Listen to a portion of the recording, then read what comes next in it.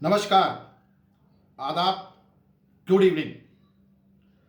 मित्रों, लॉकडाउन के द्वितीय चरण में फिर से हाजिर हूं। मैंने अपना संकल्प पूरा कर लिया था, परंतु इतने फोन कॉल्स, इतने मैसेजेस आए, वो मुझे विवश कर दिया कि मैं लॉकडाउन के द्वितीय चरण में भी कहानी सुनाऊं। और ये कहानी अरब से ली गई है। अरब देश में दो दोस्तों को एक खजाने का नक्शा मिला, लेकिन खजाना दूर कहीं रेगिस्तान में था।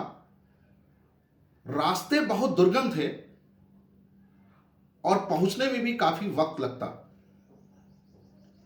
तो उन्होंने काफी सोच विचार के बाद इस निष्कर्ष पर पहुंचे कि अगर कोई एक तीसरा व्यक्ति भी शामिल हो जाएगा तो एक ऊंट और बढ़ जाएगा। रास्ते में खाने पीने का सामान उस ऊंट पर लाद दिया जाएगा और दो से भले तीन। यह सोचकर उन्होंने एक व्यक्ति की तलाश करनी शुरू की। तलाश करते करते उन्होंने दो व्यक्ति को ढूंढ निकाला।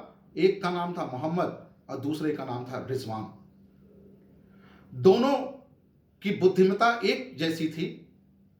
यह फैसला करना कठिन था कि इसमें से बुद्धिमान कौन है और कौन उनके साथ जा सकता है।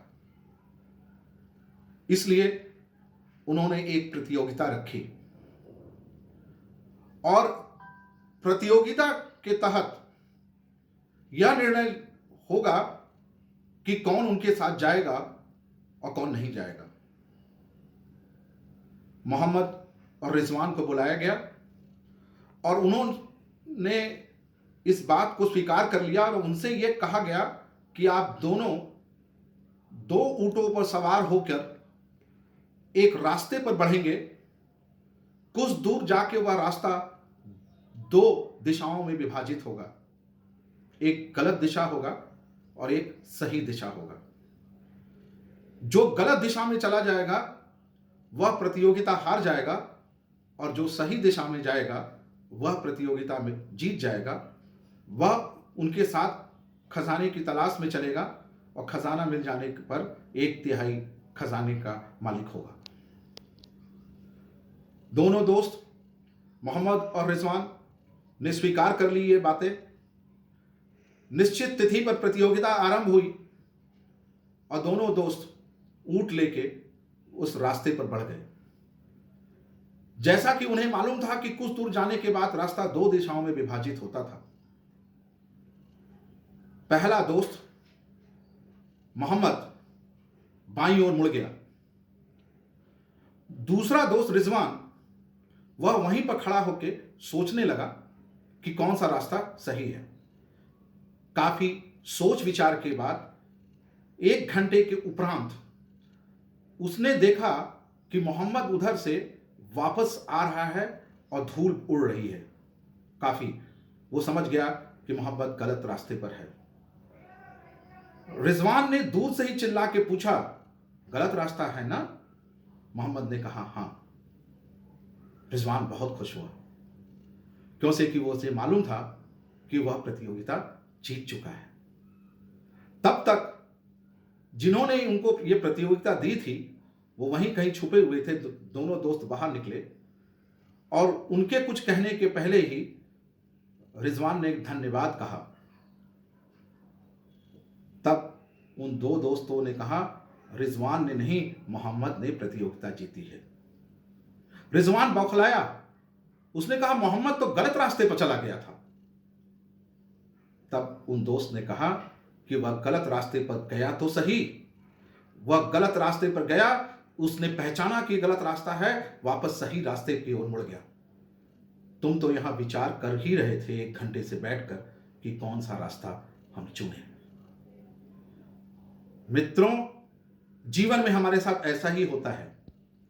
कुछ लोग रास्ते पर चल देते हैं और जब उनको एहसास होता है कि वो गलत रास्ते पर हैं तो वो मुड़ जाते हैं, लेकिन वो चलायमान रहते हैं। कुछ लोग पूरी जीवन यह सोचते सोचते बिता देते हैं कि रास्ता कौन सा है, और जीवन के अंतिम क्षणों तक उनको यह नहीं समझ में आता कि सही रास्ता कौन सा है, और वह अपनी जीवन लीला बिना कुछ किए, बिना कोई सफलता हासिल किए बिता देते हैं। तो मेरा आपसे कहना है, रास्ता सही हो या गलत, रास्ते पर चलिए।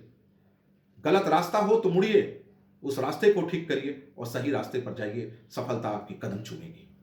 इसके साथ आज की कहानी हम यहीं समाप्त कर रहे हैं, लेकिन चलते चलते एक शेर जरूर अर्ज करूंगा। काबिलियत इतनी बढ़ाओ, काबिलियत इतनी बढ़ाओ कि तुम्हें हराने के लिए कोशिशें नहीं, साजिशें करनी पड़े।